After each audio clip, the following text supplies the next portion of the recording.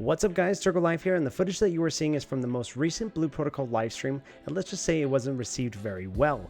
From nerfs, overpriced cosmetic shop, to not fully knowing what the Blitz Lancer abilities can do, it was a bit of a train wreck livestream. But with all this, I wanted to discuss and review if Bandai can really make a comeback that could reassure the player base that Blue Protocol is here to stay. There were a couple classes that got buffs including Blade Warden and Twin Striker, but what really angered JP players is their nerfs to both Spellweaver and Foebreaker. The main abilities that players have come to have in the rotations were affected, and no one felt that this was necessary for them to do this. The game has been out for 2 months, and they are playing nerfs versus letting players enjoy their main rotations that they have built. Many feel that Bandai is trying to get the players to use the other abilities that are not used as often. This type of nerfing can indicate that, but instead of nerfing, they can look to make the other abilities more valuable to use in the rotation by maybe reworking or buffing them. As Blue Protocol is free to play, Bandai is really capitalizing on the pricings of cosmetic items, and the prices are pretty steep across the board.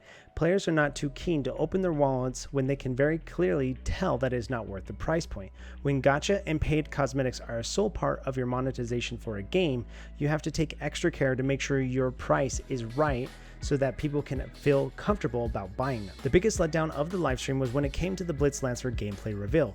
Blitz Lancer was supposed to be the biggest part of the stream, but all they could say is that they could not give all the information right now and would at a later date. Following the showcase of the class, they held a Q&A for the class where they literally couldn't answer questions about the Blitz Lancer.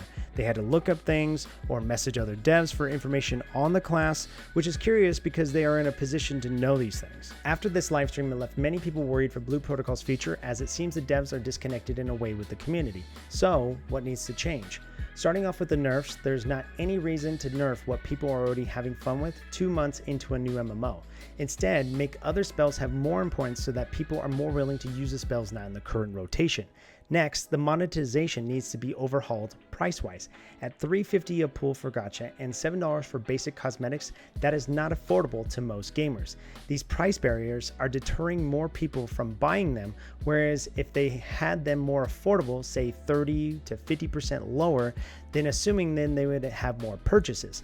Finally, the whole Blitz Lancer mess portion of the stream could have been easily avoided if they just took the time to play the class and read up on the class before the live stream. On this though, how did they not understand the new class? They are the devs for this game and are in every aspect of design from what I know, so they need to know these things. Now that we've had a chance to vent for a bit, wanted to quickly touch base on some things they might want to add. Now, raids do exist in Blue Protocol, but if they were able to add raids with diversity like multiple mechanics that exist in both WoW and FF14 would be great, which are dynamic fights that keep you on your toes versus a stand there and murk down one dragon. Next is dungeons. I've had fun in dungeons, but they can be lackluster, so if they could add something like affixes or something to spice up the experience, that would help with the repeatable content. From what I've heard, as I was banned before reaching it, the endgame of Blue Protocol is not enthralling for a long period of time, so they need to really work on that so they can keep people engaged. Lastly, what would be nice to have is team or guild stuff to do and rewards that makes it where the team works together. There's plenty more things I could go over that I wish were in Blue Protocol, but I will save that for another video. I wanted to give a massive shout out and thanks to Aethersong and Blue Protocol Database for info on the live stream, as I am definitely not fluent in Japanese, but it definitely helped me share this info with you guys in detail, so definitely check them out. The content on my channel lately has been only Blue Protocol, but going forward, it will be mainly Blue Protocol, Ashes of Creation, and first impressions of new games I try.